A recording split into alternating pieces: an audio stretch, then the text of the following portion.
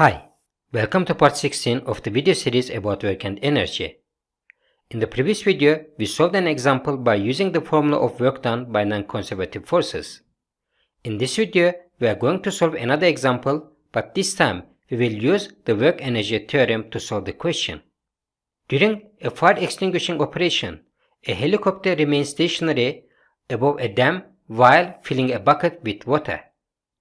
The bucket of mass 80 kgs is filled with 1600 kg of water.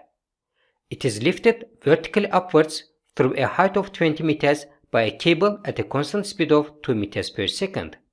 The tension in the cable is 17,000 newtons.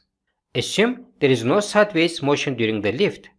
Air friction is not ignored. Use the work energy theorem to calculate the work done by air friction on the bucket of water after moving through the height of 20 meters.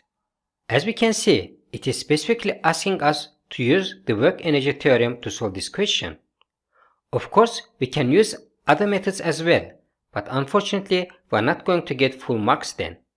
We will move to a new page as there is not enough space for this solution. On the image, we can see the helicopter and the bucket. Let's now add the values already given in the question on this image. Tension force is 17,000 newtons. The speed of the bucket which is lifted up is 2 meters per second. Mass of the bucket is 80 kgs and the mass of water inside it is 1600 kilograms. The bucket is lifted vertically upwards by 20 meters. Now we can start solving the question by writing down the work energy theorem. Net work done on an object is equal to the change in the kinetic energy of the object. To calculate the net work, we need to find out which forces are doing work on this bucket. To do so, we can draw free body diagram. As usual, the bucket experiences a force of gravity acting downwards, tension force which tries to lift it upwards, and as it was specified in the question, we cannot ignore the air friction. As the object moves upwards, the air friction will act in opposite direction.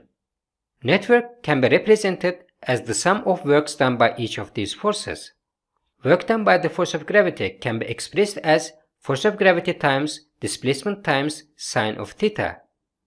Bucket moves in vertical direction, thus instead of delta x, we are using delta y.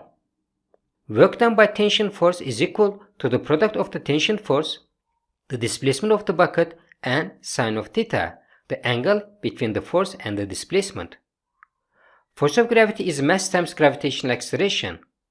The mass to be lifted up is equal to 80 plus 1600 kilograms, the sum of mass of the bucket and water inside it.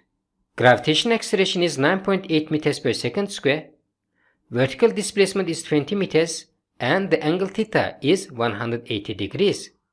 The bucket is being lifted upwards, but the force of gravity acts downwards. Tension force is 17,000 newtons. Displacement is 20 meters and the angle is 0 degrees. Both tension force and the displacement are in the same direction, upwards. The object is moving at a constant speed, meaning there is no change in its velocity. Therefore, the change in the kinetic energy is equal to 0. Work done by the air friction is negative 10,720 joules. This was the last video on the topic of work and energy. In the future, we are planning to have videos with the solutions of past paper questions on this topic. For now, thanks for watching. Don't forget to subscribe and turn on notifications in order to be updated about the new videos.